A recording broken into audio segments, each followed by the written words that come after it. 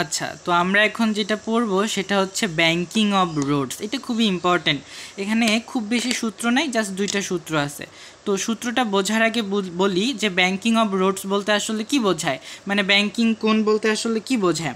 আমাদের যে হাইওয়েগুলো আছে বা রাস্তাগুলো আছে, সেই রাস্তাগুলোতে যখন আমরা বাঁক নেই, এই যে এরকম বাঁক থাকে না, এটা যদি রাস্তা হয়, রাস্তাটা এরকম বাঁকা, আমাদের রাস্তাগুলো কি এরকম আঁকা বাঁকা সাপের মতো।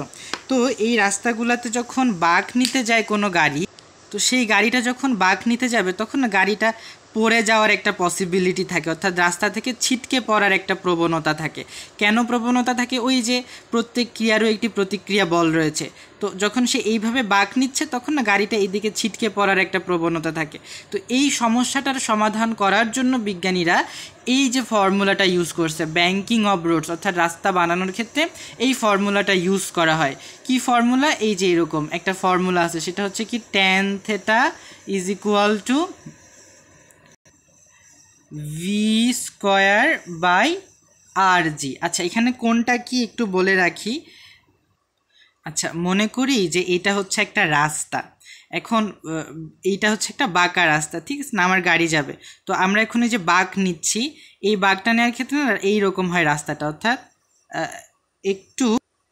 অর্থাৎ এটা যদি রাস্তা হয়, সেই রাস্তাটার কিন্তু এই যে বাঁক নেওয়ার জায়গায় এই শেষের দিকে যে অংশটা সেটা একটু উঁচু থাকে, এই দিকের অংশটা নিচু থাকে। রাস্তা কিন্তু হচ্ছে যে এইটা, এখানে আমাদের গাড়ি যায়, এখানে আমাদের কি যায়, এখানে আমরা হচ্ছে যে সাইকেল চালাই আর কি। হ্যাঁ, এখানে আমরা কি চালাই? সাইকেল চালাই আর কি।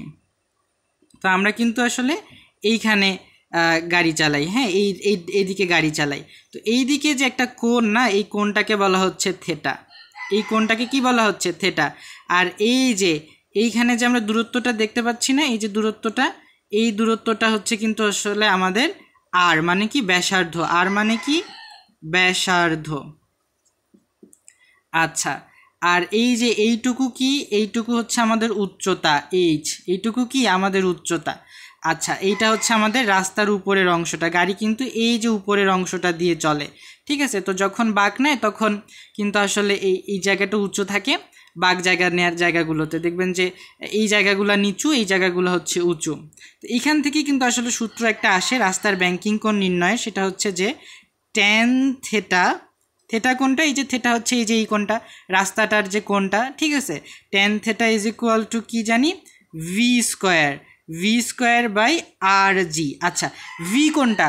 এই যে লোকটা যে গাড়ি চালাচ্ছে না, তার একটা তো বেগ আছে, তাই না? ওই বেগটাই হচ্ছে কিন্তু ভি। আর কোনটা? আর হচ্ছে এই যে ব্যাসার্ধটা। জি কি? জি মানে তো যে অভিকর্ষ ত্বরণ, ঠিক আছে না, 9.8, এইটাই। তো এই সূত্রটা দিয়ে কিন্তু আসলে আমরা কি বের করতে পারবো? ব্যাংকিং অফ রোডস বের করতে পারবো, অর্থাৎ ব্যাংকিং কোণ বের করতে পারবো। আচ্ছা, আমরা ওই একই চিত্রটা আসলে আবার আঁকি। এটা হচ্ছে আমাদের ওই কি বাঁক নেয়ার জায়গাটা, তাই না? বাঁক নেয়ার জায়গাটা। আচ্ছা, বাঁক নেয়ার জায়গায় আমরা বলছিলাম কি যে এটা হচ্ছে রাস্তার দুইটা প্রান্ত, রাইট? রাস্তাটা এইদিকে একটু বেশি পিচ দিয়ে উঁচু করে রাখে, যার জন্য রাস্তাটা কিন্তু এইভাবে দেখা যায়। আমরা সাধারণ চোখে দেখতে পারি না, কিন্তু যদি আমরা অনুবীক্ষণ করি আমরা কিন্তু আসলে বিষয়টা দেখতে পাবো যে রাস্তার একটা অংশ নিচু থাকে, একটা অংশ একটু উঁচু থাকে। তাহলে এই যে উঁচু, কতটুকু উঁচু, এটাকে আমরা এইচ দিয়ে বর্ণনা করতেছি। এবং এইখান থেকে এইটা আসলে কি? এটা কিন্তু ব্যাসার্ধ।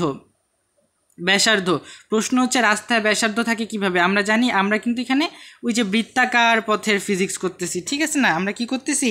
বৃত্তাকার পথের ফিজিক্স। সুতরাং ব্যাসার্ধ আমাদের সব জায়গাতেই আছে।